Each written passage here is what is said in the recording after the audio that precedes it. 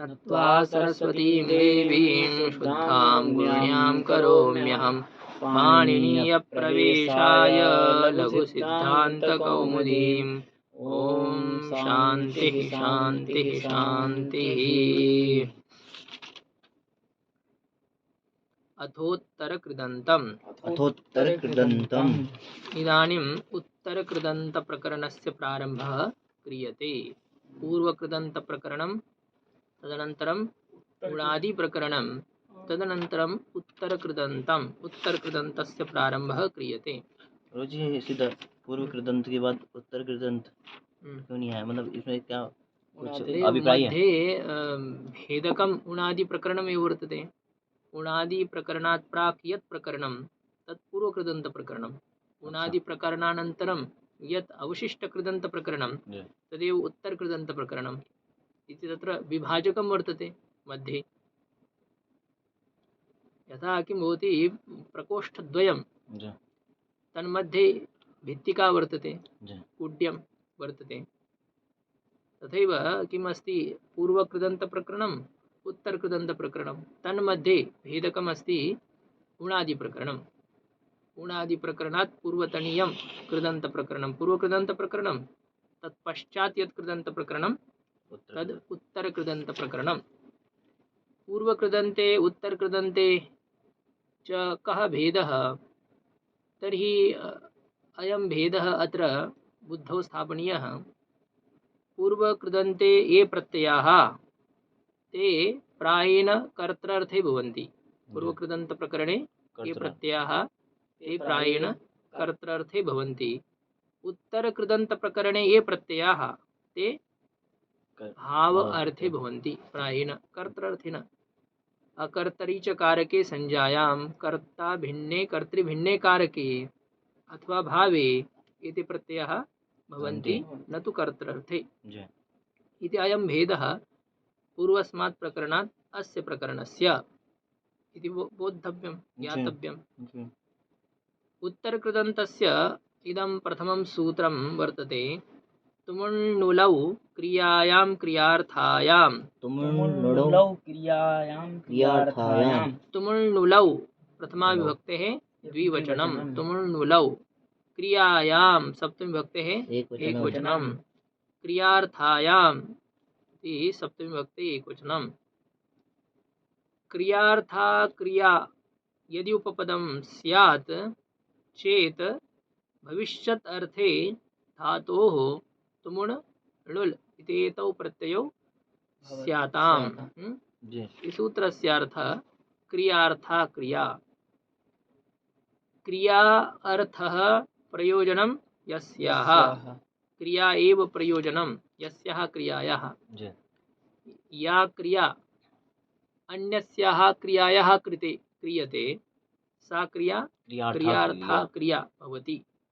यथा अहं पठनार्थं गच्छामि, अहं भोजनार्थं गच्छामि, अहं ज्ञातुं यत्नं करोमि, अहं पठितुं इच्छामि।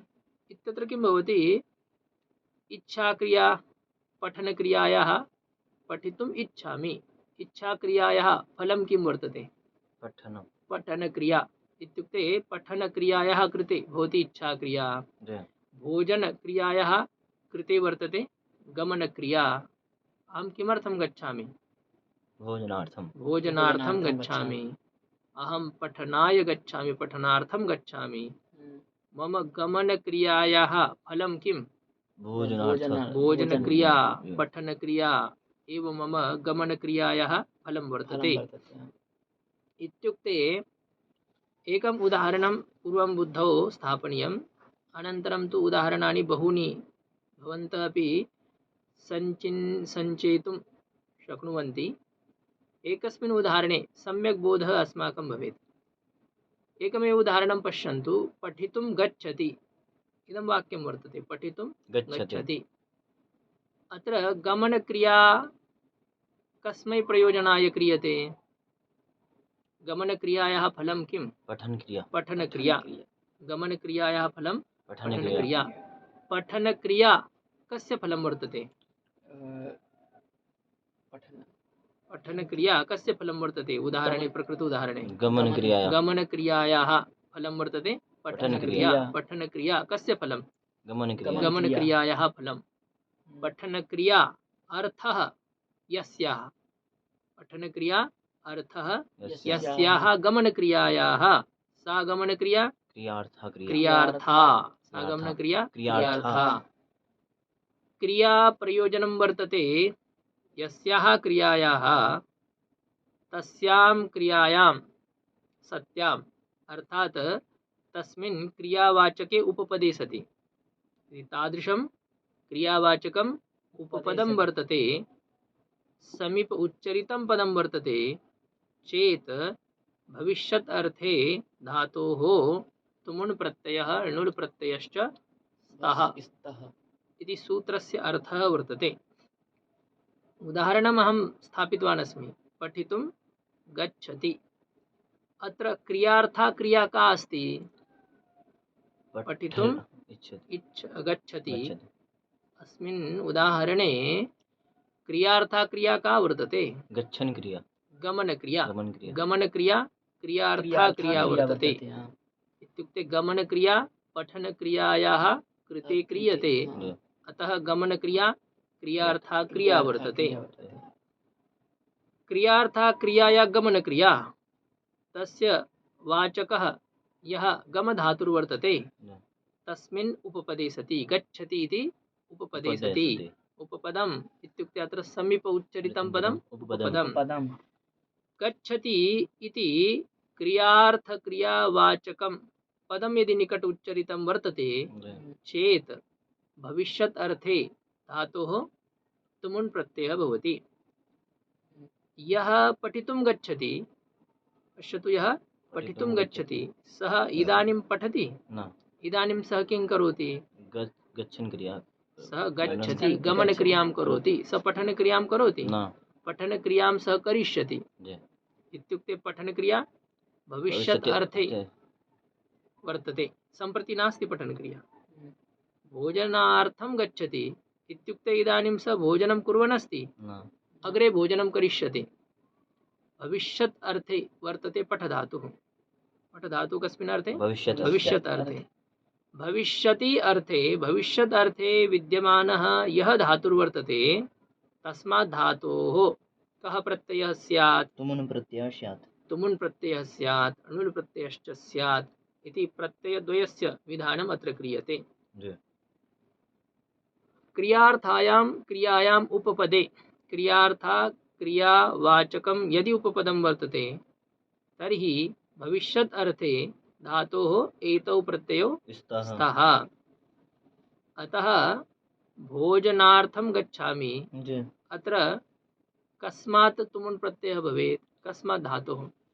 भुज धातु। भुज धातोः तुमुन् प्रत्ययः स्यात्। पठ धातोः तुमुन् प्रत्ययः स्यात्। यथा भुज धातोः यदि वयं तुमुन् प्रत्ययं योजयामः तदा भुज अग्रे तुमुन् प्रत्ययः भवति। तुमुन् प्रत्यय परे सति उगन्तलघुपधस्य च इति सूत्रेण गुणः भवति। भोज अग्रे तुम्, चोः कुः सूत्रेण कुत्वं गकारादेशः भवति। खरि च सूत्रेण चर्त्वं भोक्तुम् इति रूपं सिद्ध्यति। भोक्तुं गच्छति। यदि धातुः सेट् वर्तते तर्हि इडागमः भवति। यदि धातुर् अनिट् वर्तते तर्हि इडागमः न भवति। भुज धातु अनिट् अस्ति, अतः इडागमो न भवति। भोक्तुं गच्छति, पठितुं गच्छति इति। अत्र उदाहरणं किं दत्तं तत् पश्यामः।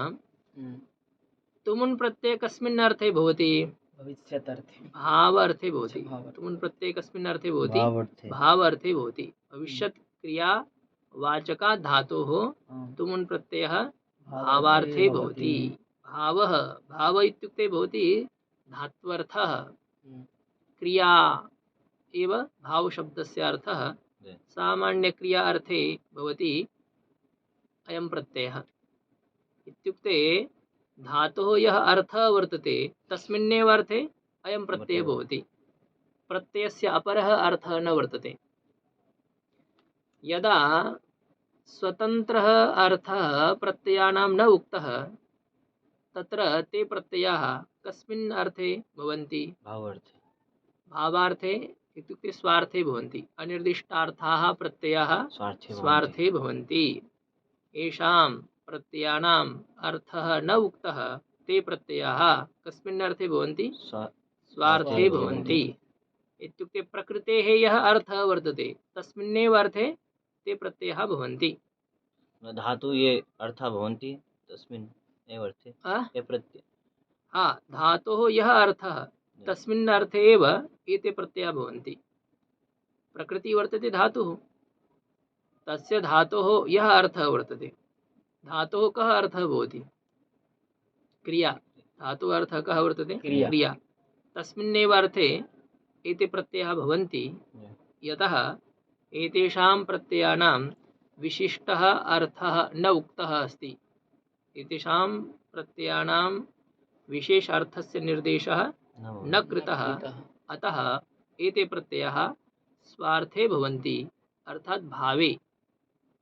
धातोः यः अर्थः तस्मिन् अर्थे एव एते प्रत्ययाः भवन्ति।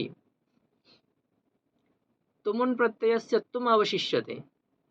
अयं तुमुन् प्रत्ययान्तः शब्दः अव्ययं भवति।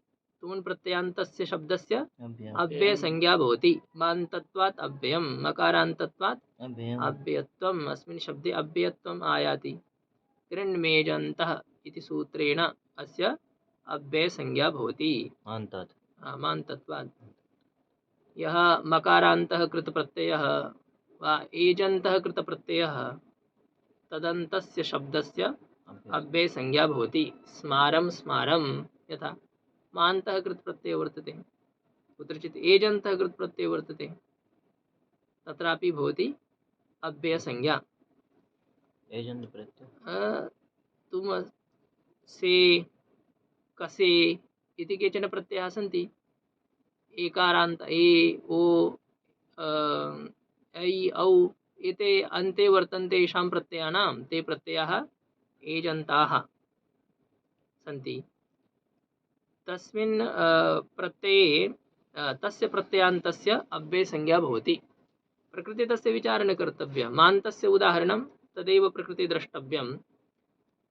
मान्तं यत् कृतप्रत्ययान्तः शब्दः, मकारान्तः यः कृतप्रत्ययः तदन्तः यः शब्दः तस्य अव्ययसंज्ञा भवति। केन सूत्रेण भवति?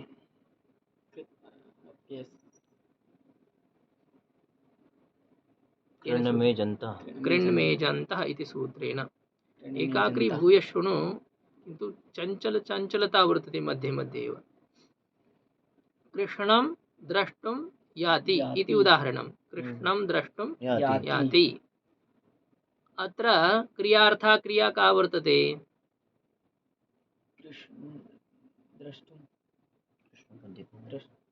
क्रियार्था क्रिया का अस्ति अत्र? याति। यानक्रिया इत्युक्ते गमनक्रिया। एका वर्तते दर्शनक्रिया, अपरा वर्तते गमनक्रिया। दर्शनक्रिया गमनक्रियायाः कृते अस्ति अथवा गमनक्रिया दर्शनक्रियायाः कृते? गमनक्रिया दर्शनक्रियायाः कृते वर्तते। अर्थात गमनक्रियायाः प्रयोजनं दर्शनक्रिया वर्तते। दर्शनक्रिया कस्य प्रयोजनं? गमनक्रियायाः प्रयोजनं। दर्शनक्रिया अर्थः यस्याः गमनक्रियायाः, सा गमनक्रिया। तस्याः गमनक्रियायाः वाचकं यद् याति इति उपपदं, तस्मिन् उपपदे सति भविष्यति अर्थे दृशधातोः तुमुन् प्रत्ययः प्रकृतेन सूत्रेण भवति। याति उपपदे सति। याति इति उपपदम् अस्ति अत्र। गमन क्रियार्था क्रिया वाचकम् उपपदं किम् अत्र? याति। किम् अत्र सन्देहः? क्रियार्था क्रिया का वर्तते? याति। गमनक्रिया। याति क्रिया नास्ति, पदम् अस्ति एकं। क्रियार्था क्रिया वर्तते गमनक्रिया। तस्याः गमनक्रियायाः वाचकं पदं किम् अस्ति? याति याति इति पदं किं वर्तते? गमनक्रियायाः वाचकं पदं वर्तते। तस्मिन् गमनक्रियावाचके उपपदे सति, तस्मिन् गमनक्रियायाः वाचकं यद् उपपदं तस्मिन् उपपदे सति इत्युक्ते एतत् पदं यदि निकट उच्चरितं भवति तदा भविष्यत् अर्थे विद्यमानः यः धातुः वर्तते तस्मात् धातोः तुमुन् प्रत्ययः भवति। दर्शन क्रियाया उपपदे सति, दर्शन क्रिया उपपदं नास्ति अस्मिन् उदाहरणे, अन्यत्र भवितुं शक्नोति। अन्यत्र दर्शन क्रिया अपि उपपदं स्यात्, अत्र उपपदं नास्ति। अत्र दर्शन क्रिया भविष्यत् अर्थे भविष्यति, सम्प्रति दर्शन क्रिया न प्रचलति, सम्प्रति गमन क्रिया। सः गमनं करोति। किमर्थं गमनं करोति? दर्शन क्रियाया दर्शनार्थं गमनं करोति। भविष्यत्कालीना क्रिया का अस्ति? दर्शन क्रिया, दर्शन क्रिया वर्तते। भविष्यत्कालीन क्रियायाः वाचकः कः धातुः?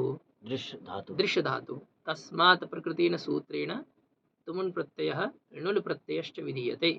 प्रत्ययद्वयस्य विधानं कस्मात् धातोः? दृश्य धातोः तुमुन् प्रत्ययः भवति। दृश्य धातोः तुमुन् प्रत्यये सति दृश् तुम तुमुन् प्रत्ययस्य तुम् अवशिष्यते, दृश् तुम्।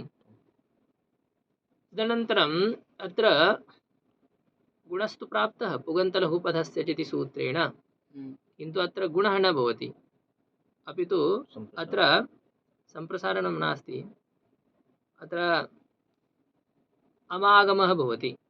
सृजीदृशोर् झल्यमकिति, सृजीदृशोर् झल्यमकिति, झलादौ अकिति प्रत्यये परे सति दृश्यधातोः अम् आगमः भवति। तुमुन् प्रत्ययः झलादिर्वर्तते वर्तते, तस्मिन् प्रत्यये परे सति दृश्यधातोः अम् आगमः भवति।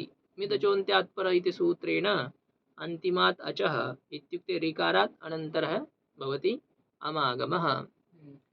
अमागमे सति द्रि अ श इति स्थितिः वर्तते। दृश्य आसीत् न वा? षकारात् पूर्वः अम् इत्युक्ते अकार आगमः जातः। इको यनचित्यनेन सूत्रेण यणादेशः भवति। यणादेशे सति द्र अम् इति आगमस्य आकारं मिलित्वा द्र इति अदन्तः भवति। अग्रे अस्ति षकारः द्रश्, किम् अभवत्? द्रश्। अग्रे वर्तते तुमुन् तुम् प्रत्ययः द्रश् तुम्। अत्र किं सूत्रं प्रवर्तते?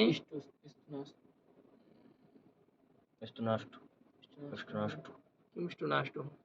षकारः तालव्यः वर्तते, तकारः दन्त्यः वर्तते, तेन किं भविष्यति? एक निमेषः, असम्यक् भवतां। द्रश् तुम् इति स्थितिः, किन्तु पूर्वं न। पूर्वम् अत्र किं कर्तव्यं? यदि अत्र अस्यामेव स्थितौ स्तोश्चुनाश्चुः इति सूत्रं प्रवर्तेत, स्तोश्चुनाश्चुः, अनेन सूत्रेण तकारस्य स्थाने कः आदेशः स्यात्? स्तोश्चुनाश्चुः इति सूत्रेण तकारस्य स्थाने चकार आदेशः स्यात्, किन्तु टकार आदेशः अभिष्टः वर्तते। अतः स्तोश्चुनाश्चुः सूत्रं न प्रवर्तते अत्र। अत्र तालव्यषकारस्य स्थाने मूर्धन्यषकार आदेश विधानाय सूत्रं किम्? तालव्य सकार स्थान वो भ्रश्च भ्रज सृज मृज यज राज भ्राज छशांशः इति सूत्रेण मूर्धन्यषकार आदेशः भवति द्रश्। तदनन्तरम् इदानीं ष्टुनाष्टुः इति सूत्रेण तुमुन् प्रत्ययस्य तकारस्य स्थाने टकारादेशे सति रूपं सिद्धं भवति द्रष्टुम्। कृष्णं द्रष्टुं याति, कृष्णस्य दर्शनाय गच्छति, अयमर्थः अस्य वाक्यस्य भवति। याति का अर्थ क्या होता है गुरुजी? गच्छति या प्रापणे धातुर्वर्तते, गत्यर्थकः एव अयं धातुः। कृष्णं द्रष्टुं याति गच्छति, अयमर्थः। यथा क्रियार्था क्रियायां उपपदे सति धातोः तुमुन् प्रत्यय भवति तथैव णुल् प्रत्ययोऽपि भवति। णुल् प्रत्ययस्य उदाहरणं दीयते कृष्णं दर्शकः याति। कृष्णं दर्शकः अस्यापि अर्थः अयमेव, कृष्णं द्रष्टुं याति, कृष्णस्य दर्शनाय गच्छति, कृष्णस्य दर्शनं कर्तुं गच्छति। भविष्यति अर्थे भवति न गमिष्यति। तथैव न गमिष्यति न भविष्यति। भविष्यत् अर्थे कः धातुर्वर्तते? यस्मात् तुमुन् प्रत्ययः क्रियते। दृश् धातु। यस्मात् तुमुन् प्रत्ययः क्रियते सा क्रिया भविष्यत्कालीना भवेत्। यत् उपपदं तद् भविष्यत्कालीनं न। अच्छा। उपपदं तु भवितुं शक्नोति, तद् अग्रिमे अपि भविष्यतार्थे तदपि भवितुं शक्नोति। यथा सः भोक्तुं गमिष्यति, सः भोक्तुं गमिष्यति। अत्र किं वर्तते? क्रियार्था क्रियावाचकं यद् उपपदं तदपि भविष्यत्कालीने विद्यमानं। तथा च यस्मात् तुमुन् प्रत्ययः कर्तव्यः सः अपि भविष्यत्कालीनः वर्तते। इत्युक्ते सा क्रिया अपि भविष्यत्कालीना। किन्तु सम्प्रति यस्य उदाहरणस्य विचारं वयं कुर्मः तत्र एका क्रिया वर्तमाना वर्तते। क्रियार्था क्रिया वर्तमाना अस्ति, किन्तु तस्मिन् उपपदे सति यस्मात् तुमुन् प्रत्ययः क्रियते सा क्रिया भविष्यत्कालीना वर्तते। सा क्रिया भविष्यत्कालीना वर्तते। दर्शन क्रिया भविष्यत्कालीना अस्ति न वा? अस्ति। यः दर्शनाय गच्छति सः इदानीं दर्शनं कृतवान् न कृतवान्। सः इदानीं दर्शनं न कृतवान् अस्ति, सः करिष्यति। अतः प्रकृतेन सूत्रेण दृश धातोः णुल् प्रत्यये कृते सति दृश् धातोः णुल् प्रत्यये भवति। णुल् प्रत्ययस्य किम् अवशिष्यते? बु अवशिष्यते। बु अस्य स्थाने कः आदेशः भवति? अक आदेश। केन सूत्रेण भवति? युबोरणाकौ इति सूत्रेण अक आदेशः भवति। दृश् अक इति स्थितौ किं सूत्रं प्रवर्तते? दृश् अक। दृश् अक इति स्थितौ कस्य सूत्रस्य प्रवृत्तिः?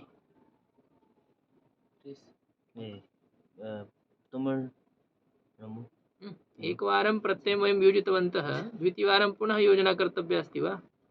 किं ब्रह्मभोजं तु नास्ति, अत्र एकवारं खादित्वापि पुनरपि अपरस्मिन् स्थाने।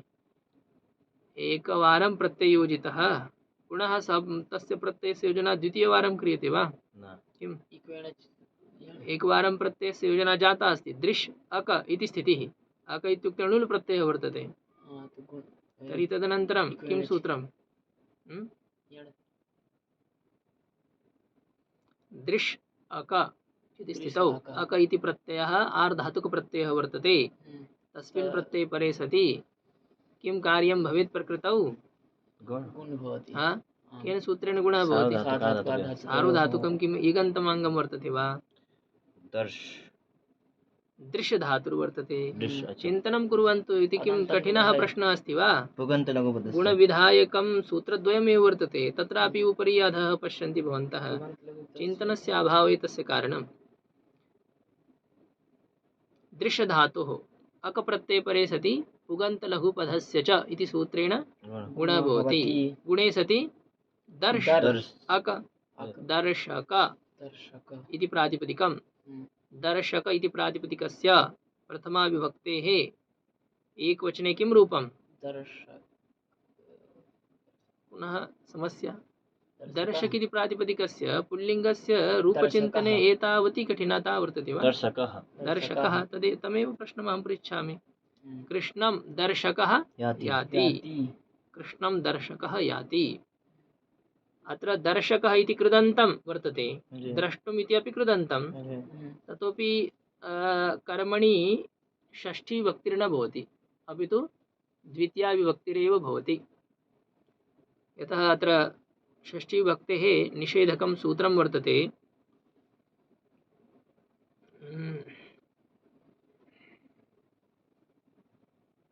निष्ठा खलर्थत्रीणां न लोकाव्यय निष्ठा खलर्थत्रीणां इति सूत्रेण अत्र किं भवति षष्ठी विभक्तिर्न जायते न तद् भिन्नम् अत्र लिखितमस्ति अकेनोर्भविष्यदादमरणयोः इति सूत्रेण अत्र षष्ठी विभक्तेः निषेधः भवति टिप्पण्यां लिखितम् अकेनोर्भविष्यदादमरणयोः इति भविष्यत् अर्थे अकप्रत्ययः अधमरणे अर्थे यः इण प्रत्ययः अनयोः योगे कर्मणि षष्ठी विभक्तिर्न भवति षष्ठी विभक्तेः निषेधः लोकाव्यय अव्यय संज्ञापि वर्तते अस्य अतः अस्मिन् योगे न भवति दर्शकः इत्यत्र कर्मणि षष्ठी विभक्तिः न जाता इत्युक्ते कृष्णं दर्शकः याति अत्र वाक्यम् एतादृशं भवेत् कृष्णस्य दर्शकः याति यथा कृष्णस्य दर्शनाय गच्छति कृष्णस्य दर्शनाय तत्र षष्ठी विभक्तिर्भवति अत्र किमर्थं षष्ठी विभक्तिर्न भवति इति शङ्कायां समाधानं तस्य वर्तते अकेनोर्भविष्यदाधमरणयोः इति सूत्रेण षष्ठी विभक्तेः निषेधः क्रियते तथा च कृष्णं द्रष्टुं याति इत्यत्र किमर्थं षष्ठी विभक्तिः न भवति यतः द्रष्टुम् इत्यस्य अव्यय संज्ञा वर्तते तस्य योगे सति कृदन्तं यद् अव्ययं तस्य योगे सति कर्मणि षष्ठी विभक्तिर्न भवति अस्तु उदाहरणद्वयं ज्ञातवन्तः भवन्तः चलामः अग्रे इतोपि एकं तुमुन् प्रत्ययविधायकं सूत्रं वर्तते कालसमयवेलासु तुमुन् कालसमयवेलासु सप्तमी विभक्तेः बहुवचनं तुमुन् प्रथमा विभक्तेः एकवचनं कालश्च समयश्च वेला च कालसमय वेलाः तासु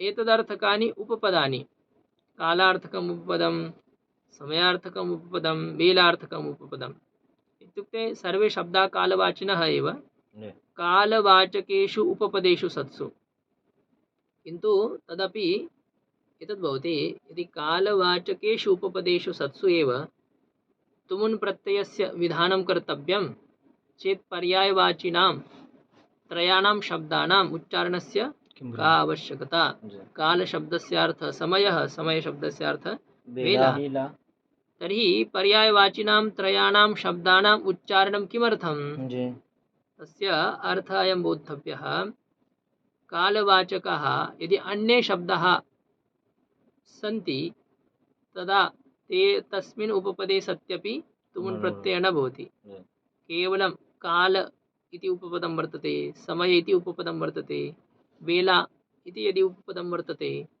चेत् धातोः तुमुन् प्रत्ययः भवति ज्ञायते वा कालशब्द उपपदं यथा भोक्तुं कालः अयं कालः कस्य वर्तते भोजनस्य कालः वर्तते भोक्तुं कालः काल इति उपपदे सति भुज धातोः तुमुन् प्रत्ययः कालः भोक्तुं वेला पठितुं समयः शेतुम् अयं शयनस्य समयः अयं पठनस्य समयः अयं क्रीडनस्य समयः अयं भोजनस्य समयः इति अस्य अर्थस्य बोधनाय काल समय वेला इति एतेषु त्रिषु पदेषु यदि किञ्चित् उपपदं वर्तते काल इति उपपदं वर्तते वेला इति उपपदं वर्तते समय वा इति उपपदं वर्तते चेत् धातोः तुमुन् प्रत्ययः स्यात् इति सूत्रेण विधीयते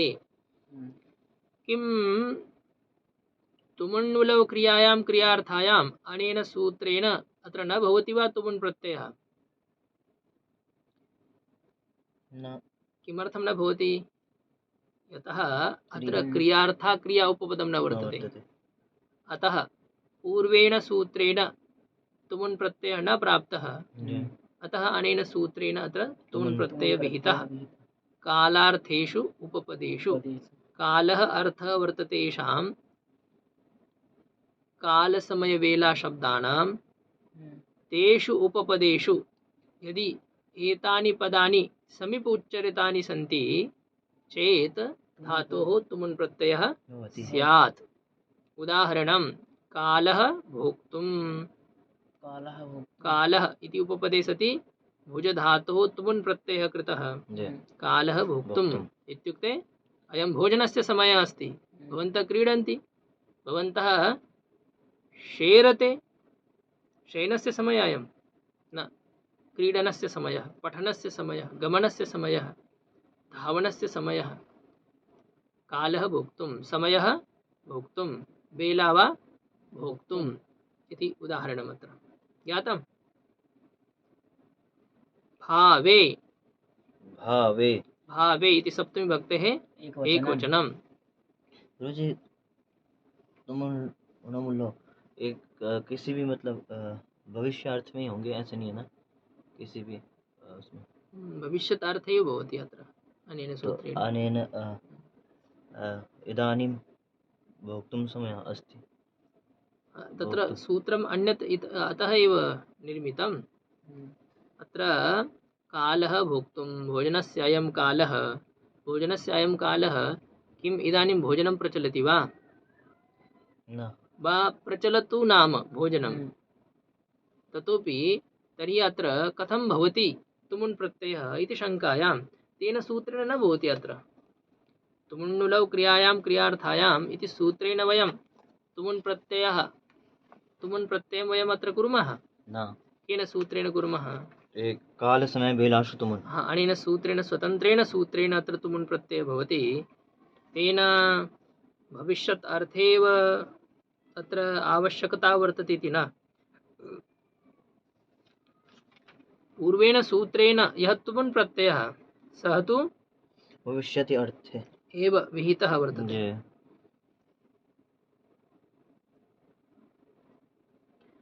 तथैव अत्र नास्ति उपरिष्टात् भविष्यति इति पदं न आगच्छति कालसमयवेलासु तुमुन् इति अष्टाध्याय्यां।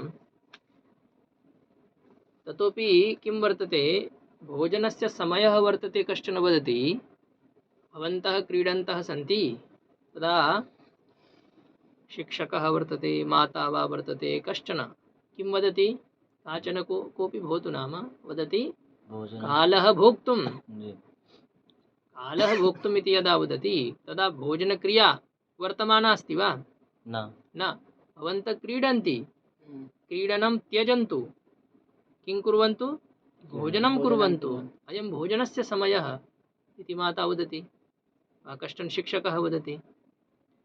तर्हि भोजनक्रिया भविष्यत्कालिना अस्ति न वा अस्ति, अतः भवति अत्र तुमुन् प्रत्ययः।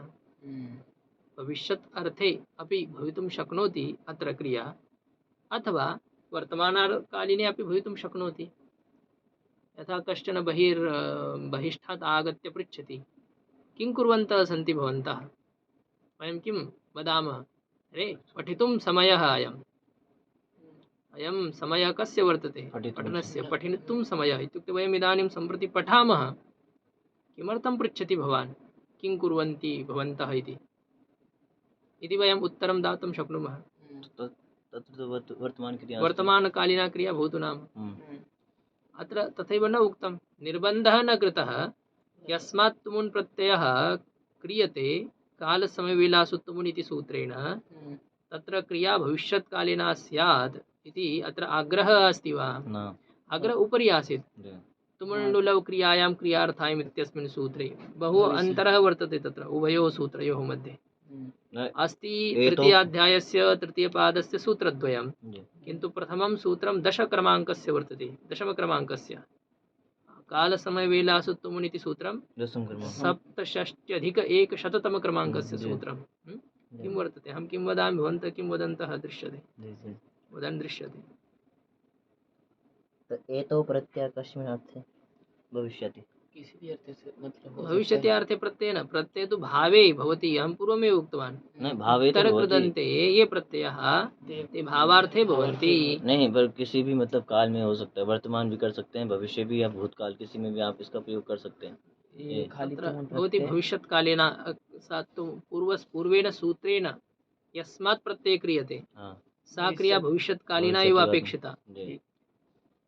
अनन्तरं यत् सूत्रं तेन सूत्रेण यत् तुमुन् प्रत्यय क्रियते तत्र नास्ति तावती आवश्यकता, भविष्यत्कालस्य जी ततोपि तत्र उक्तमस्ति प्रेरणायाः विषय यत्र भवति तत्रैव भवति तुमुन् प्रत्ययः कालसमयवेलासु तुमुन् तुम उपरिष्टात् प्रेरणा विषय प्रचलति इत्युक्ते प्रैषाति सर्गप्राप्तकालेषु कृत्याश्च इति सूत्रात् प्रेषणा प्रेरणा इति पदम् अनुवर्तते प्रेरणा या भवति सा कदा भवति भवन्तः पठन्ति तदा अहं वदामि किम् भवन्तः पठन्तु इति न अहं कदा वदामि भवतः सर्वान् यदा यदा आवां न भवन्तः न पठन्ति जी न पठन्तः सन्ति जी तदा अहं वदामि रे पठन्तु भवान् जलम् आनयति तदा अहं वदामि किं जलम् आनयतु न इति न प्रेरणा यदा भवति तदा तस्याः विषय भविष्यत्कालीनः कालीनः एव वर्तते जी जलम् आनय इत्युक्ते सः जलम् आनीतवान् न आनेष्यति आनश्यति तत्र भविष्यत्कालः तु वर्तते एव जी अतः अत्रापि क्रिया भविष्यत्कालिना एव वर्तते इति ज्ञातव्यम् वर्तमानकाले एषा क्रिया सम्पद्यमाना नास्ति वर्तमाना नास्ति अत्र क्रिया भविष्यत्कालिना एव क्रिया अन्यथा कालः पचति भूतानि कालः भूतानि पचति इति वाक्यं वर्तते कालः गच्छति धीमताम् कालः गच्छति धीमताम् धीमताम् तत्र कालः गच्छति अत्र किमर्थं तुमुन् प्रत्ययेन जातः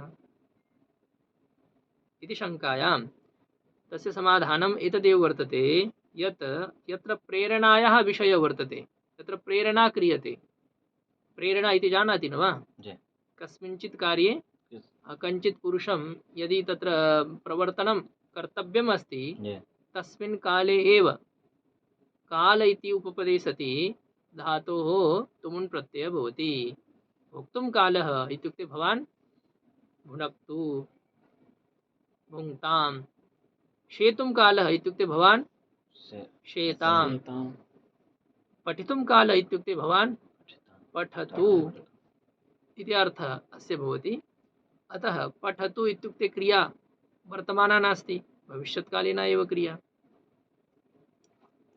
अतः भवत्येव अत्र यत्र लोट् लकारस्य प्रयोगः भवति विधिलिङ् लकारस्य प्रयोगः भवति तत्र सर्वदा क्रिया भविष्यत्कालीना एव वर्तते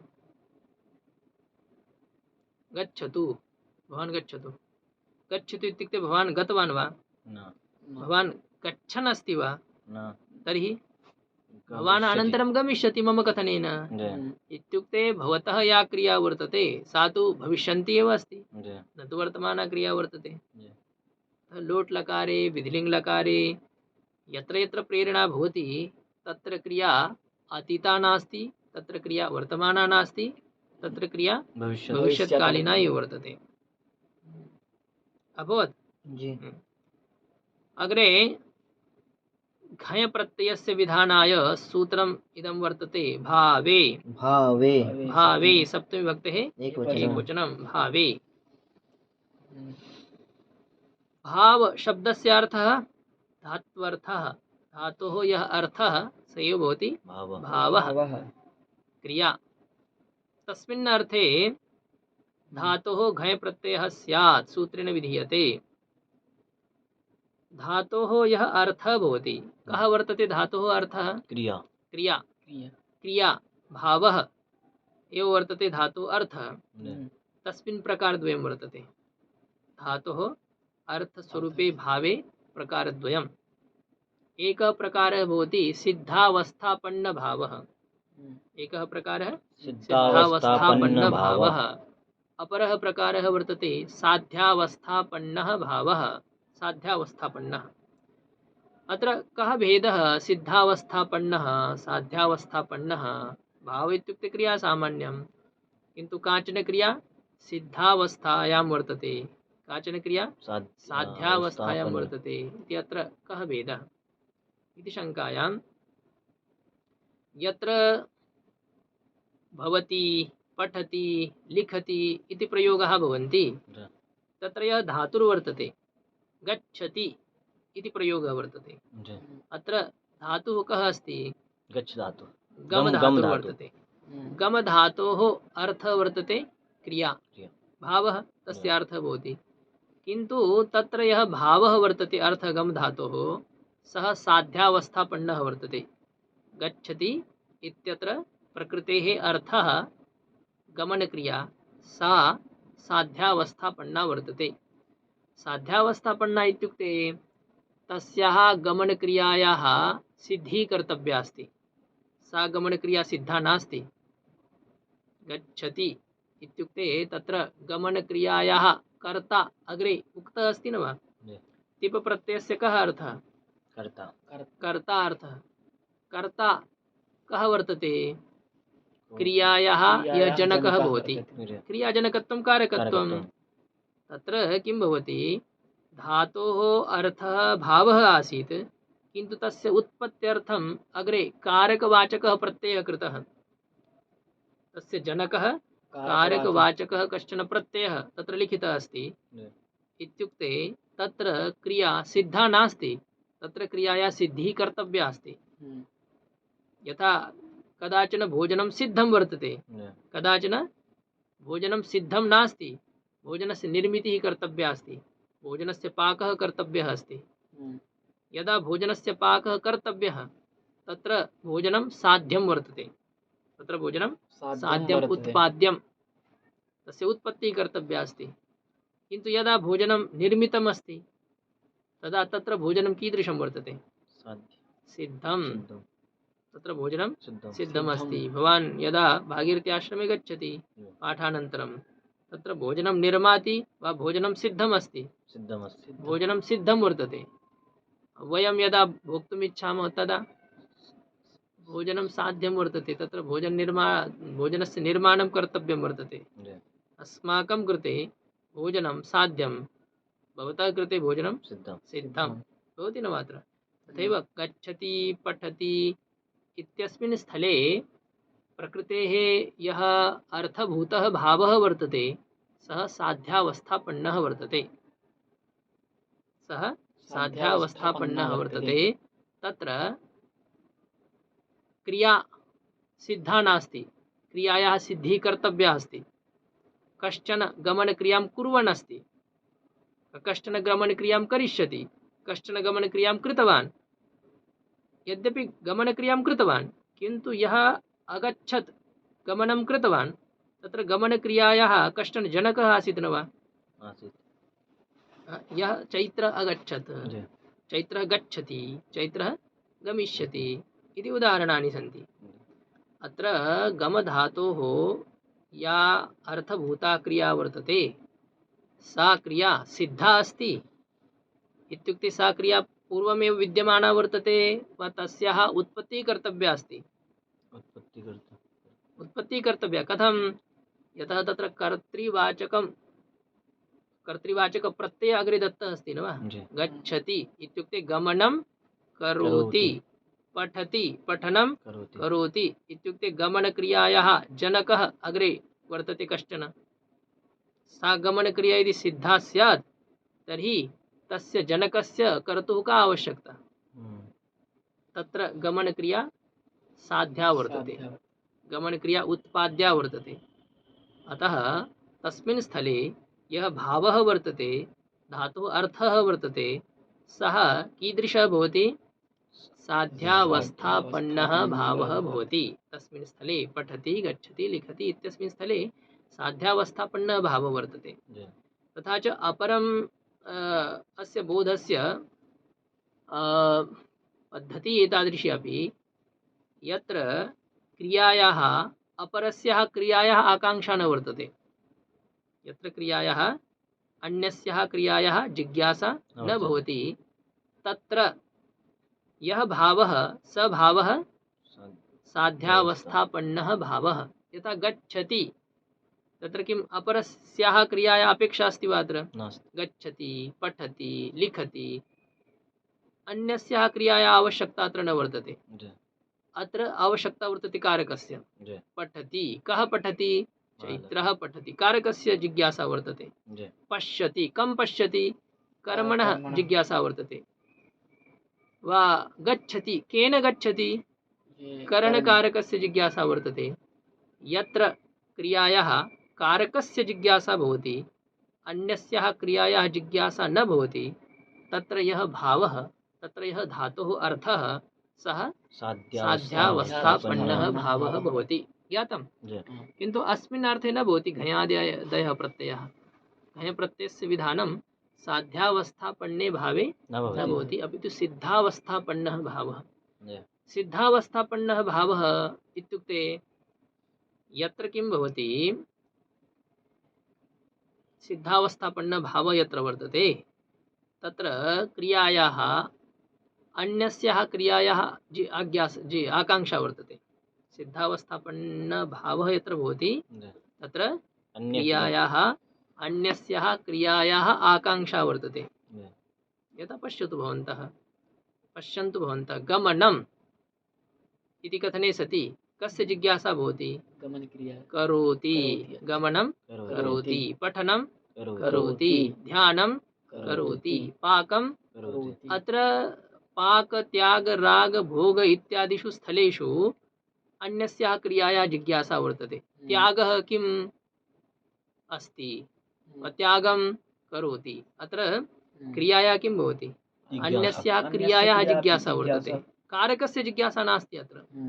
त्यागः इति तत्र त्यागसम्पन्नः, तत्र कर्तुः आवश्यकता नास्ति। अत्र अन्यस्याः क्रियायाः यत्र जिज्ञासा भवति तत्र यः धातुः अर्थभूतः भावः वर्तते सः सिद्धावस्थापन्नः भावः इति अर्थः अत्र बोद्धव्यः। पच धातुः वयं घञ् प्रत्ययं कुर्मः, शब्दः भवति पाक। कः शब्दः भवति? पाक। तत्र पच धातुः घञ् प्रत्यये कृते सति प्रकृतिः का अस्ति? तत्र पच धातुः प्रकृति का वर्तते? पच धातुः। पच धातु प्रकृतिर्वर्तते। तत्र च पच धातुः अर्थभूता या क्रिया वर्तते सा यद्यपि साध्या एव, यथा पचति तत्र क्रिया साध्यात्मिका वर्तते, सिद्धा नास्ति। तथैव पच धातुः घञ् प्रत्यये कृते सति तस्मात् पूर्वं प्रकृतेः अर्थभूता क्रिया सिद्धा वर्तते वा उत्पाद्या वर्तते? उत्पाद्या वर्तते, सिद्धा नास्ति क्रिया। ततोपि तस्मात् यः प्रत्ययः विहितः, पच धातुः यः प्रत्ययः विहितः। कः प्रत्ययः विहितः? घञ् प्रत्ययः विहितः। सः कस्मिन् कारके विहितः? सः कस्मिंचित् कारके न विहितः। सः कारके न विहितः इत्युक्ते अस्मिन् स्थले किं भवति? क्रियायाः उत्पत्त्यर्थं यः प्रत्ययः विहितः, क्रियायाः बोधनाय यः प्रत्ययः विहितः, सः प्रत्ययः तस्याः क्रियायाः जनकस्य कारकस्य बोधकः न वर्तते। पश्यन्तु, गच्छति तत्र गमनक्रियायाः जनकः यः कर्ता, गच्छति गमनक्रियायाः जनकः कः? कर्ता। तस्य बोधनं किं करोति? प्रत्ययः। गमनक्रियायाः जनकस्य कर्तुः बोधनं किं करोति? प्रत्ययः करोति। तथैव अत्र पच धातोः यः घञ् प्रत्ययः कृतः, स घञ् प्रत्ययः किं कर्तृर्थे अभवत् वा? कर्मणः अर्थे, करणार्थे, कस्मिंचित् कारके अयं प्रत्ययः न भवति। तर्हि यदि कर्तृर्थे प्रत्ययः न भवति, कस्मिन्नपि कारकार्थे प्रत्ययः न भवति, तर्हि कस्मिन् अर्थे भवति? भावार्थे। अत्र प्रत्ययः भवति। किमर्थं प्रत्ययः भवति? यदि भावार्थे भवति तर्हि भावः तु पूर्वमेव अर्थः, धातु अर्थ भाव आसीत् एव, तर्हि प्रत्ययः किमर्थं जातः इति शङ्कायां तत्र किं वर्तते? धातोः अर्थभूताया सिद्धावस्था वर्तते। धातोः अर्थभूताया सिद्धावस्था वर्तते, तस्याः बोधनाय अयं प्रत्ययः जातः। सिद्धावस्था इत्युक्ते किं? तत्र द्रव्य संख्या संबंध योग्यत्वं, द्रव्य संबंध द्रव्य संख्या योग्यत्वम् एव भवति सिद्धावस्थात्वं। लिंग संख्या द्रव्य लिंग संख्या संबंध योग्यत्वम् एव किं भवति? सिद्धावस्थात्वम्। पश्यतु, तत्र गच्छति इत्यत्र किं लिंगं वर्तते? गच्छति लिंगं किम् अस्ति? अत्र लिंगं नास्ति। गच्छति इत्यत्र लिंगं न वर्तते। संख्या वर्तते? संख्यापि नास्ति। क्रियायां संख्या न वर्तते। तत्र गच्छति इत्यादिषु स्थलेषु लिङ्गसङ्ख्यायाः अन्वयः न वर्तते।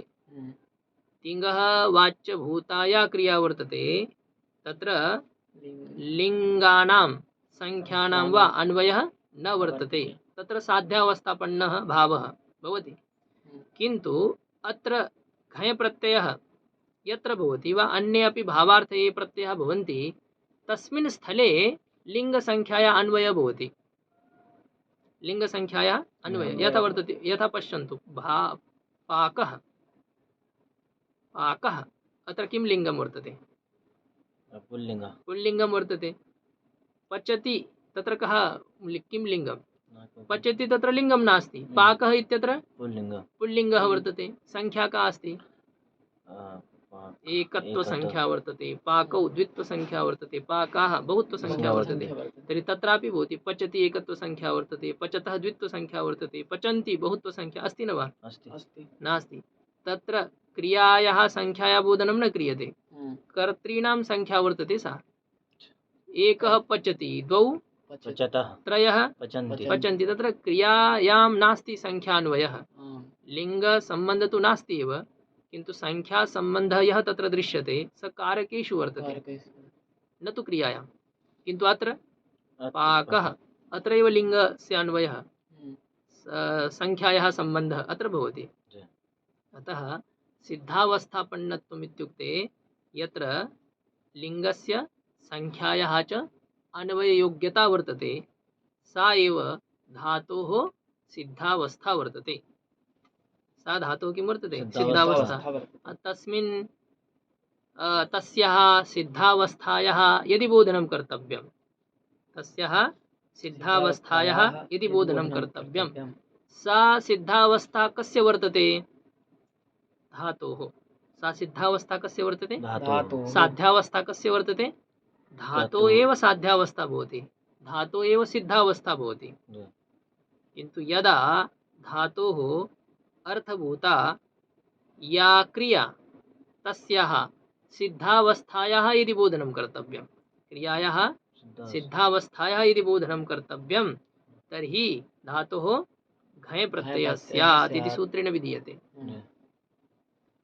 साध्यावस्थायाः बोधनं कर्तव्यं चेत् घञ् प्रत्ययः न भवति। सिद्धावस्थायाः बोधनं कर्तव्यं चेत् घञ् प्रत्ययः भवति। सिद्धावस्था का? लिङ्गसंख्या अन्वय योग्या या धातोः अर्थस्य क्रियायाः अवस्था वर्तते, सा अवस्था सिद्धावस्था वर्तते। यागः, रागः, भोगः, गतिः, मतिः, बुद्धिः, प्रीतिः, गमनं, पठनम्, अत्र गमनं, गमने, गमनानि भवति न वा? लिङ्गस्य अन्वयः वर्तते, संख्यायाः अन्वयः वर्तते। यत्र तत्र धातोः अर्थभूता या क्रिया तस्याः या अवस्था, सा का अवस्था? सिद्धावस्था वर्तते। सा धातुः सिद्धावस्था वर्तते। यथा वयमपि यदा पठनं कुर्मः तदा अस्माकं सा साधकावस्था। तस्मिन् काले अस्माकं का अवस्था? साधकावस्था। यदा वयं पठनं कृत्वा विद्वांसः भवामः तदा अस्माकं या अवस्था वा ज्ञानम् अर्जयामः तदा अस्माकं या अवस्था सा भवति सिद्धावस्था। सा भवति सिद्धावस्था। साधकः सिद्धश्च इति। साधक अवस्थायां किमपि प्राप्तव्यं वर्तते। साधक अवस्थायां किमपि प्राप्तव्यमस्ति इत्युक्ते अस्माकं किमपि साध्यं वर्तते। किन्तु यदा वयं तत् साध्यं प्राप्नुमः तदा वयं कीदृशाः भवामः? सिद्धाः भवामः। धातोः एका भवति सिद्धावस्था, धातुः अपरा भवति साध्यावस्था। साध्यावस्था यत्र तत्र लिङ्गसंख्यायाः अन्वयः न वर्तते, सिद्धावस्था यत्र तत्र लिङ्गसंख्यायाः अन्वयः भवति इति ज्ञातव्यं। तथा च अपरः भेदः अहं किम् उक्तवान्? यत्र क्रियायाः कारकस्य आकाङ्क्षा भवति न तु अन्यस्याः क्रियायाः, तत्र या धातोः अर्थस्य अवस्था वर्तते सा साध्यावस्था वर्तते। गच्छति इत्यत्र कारकस्य आकाङ्क्षा वर्तते न तु क्रियायाः। किन्तु पाकः इत्यत्र कारकस्य आकांक्षा न वर्तते, जी। अन्यस्याः क्रियायाः आकांक्षा। आकांक्षा वर्तते। जी। यत्र क्रिया अन्यां क्रियाम् आकांक्षते, अन्यस्याः क्रियायाः आकांक्षां करोति, जी। तत्र धातोः अर्थभूता या क्रिया सा सिद्धावस्था। सिद्धावस्था वर्तते। सिद्धावस्थाम् आपन्नः सिद्धावस्थापन्नः। जी।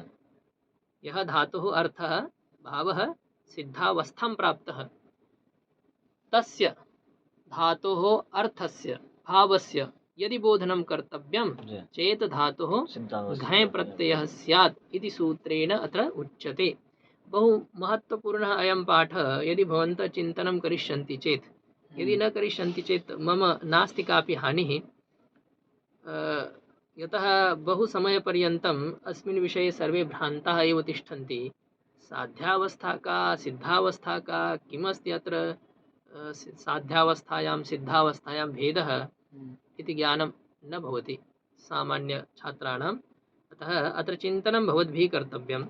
अस्तु, इतोपि अपरं सूत्रम् एकं वर्तते, घञ् प्रत्ययस्य एव विधायकं सूत्रम् अग्रिमम्।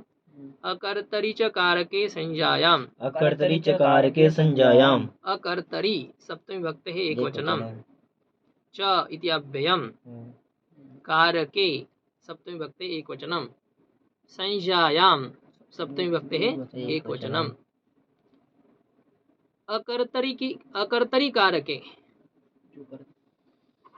कर्तुः भिन्नः अकर्ता।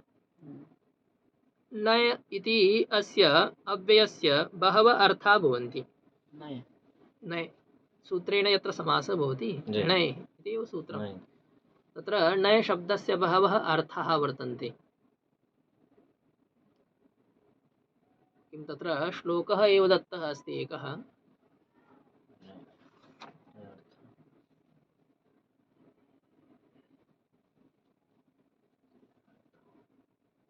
स्मरन् अस्मि अहम् इदानीं।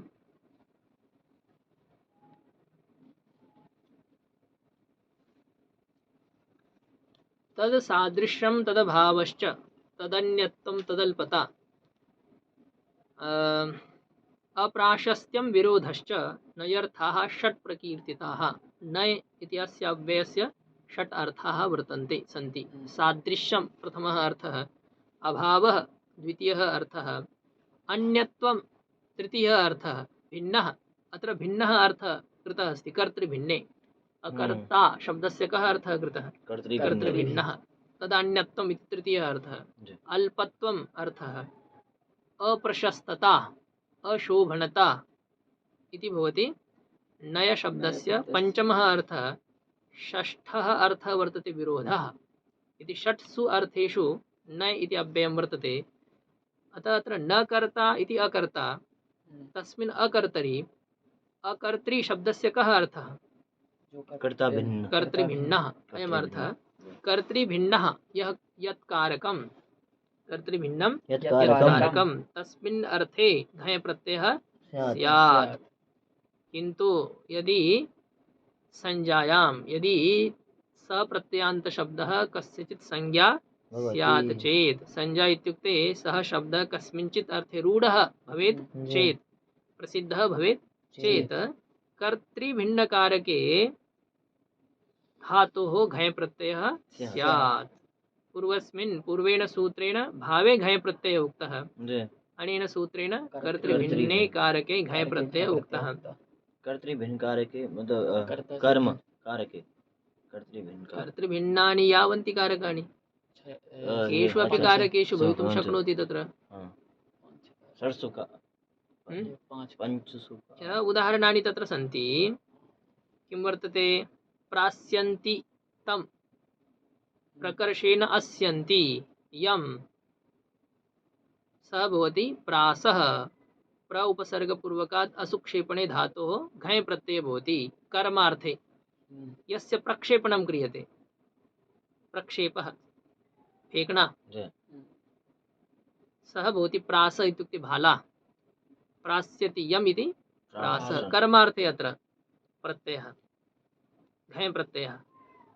कर्तृभिन्नः, भिन्नं यत् कारकं कर्मकारकं, तस्मिन् आहरन्ति रसं यस्मात्, आहरन्ति रसं यस्मात् वयं कस्मात् रसं गृह्णीमः आहार आहारात् भोजनं यद् वर्तते तस्मात् वयं रसग्रहणं कुर्मः आहरन्ति रसं यस्मात् यस्मात् इत्युक्ते तद् अपादानकारकं तस्मिन् कारके आङ् उपसर्गपूर्वकात् ह्री धातुः घञ् प्रत्यये कृते सति शब्दः निष्पन्नः भवति आहारः आहरन्ति रसं यस्मात् सः आहारः अत्र कस्मिन् कारके घञ् प्रत्ययः अपादानकारके घञ् प्रत्ययः भवति अनेन प्रकारेण अत्र बहूनि उदाहरणानि भवद्भिः द्रष्टव्यानि एतावदेव पर्यन्तं चिन्तनाय अन्यत्र भवन्तः पश्यन्तु भैमी व्याख्यायाम् अपरः एकः विषयः पुनः अहं सूचयामि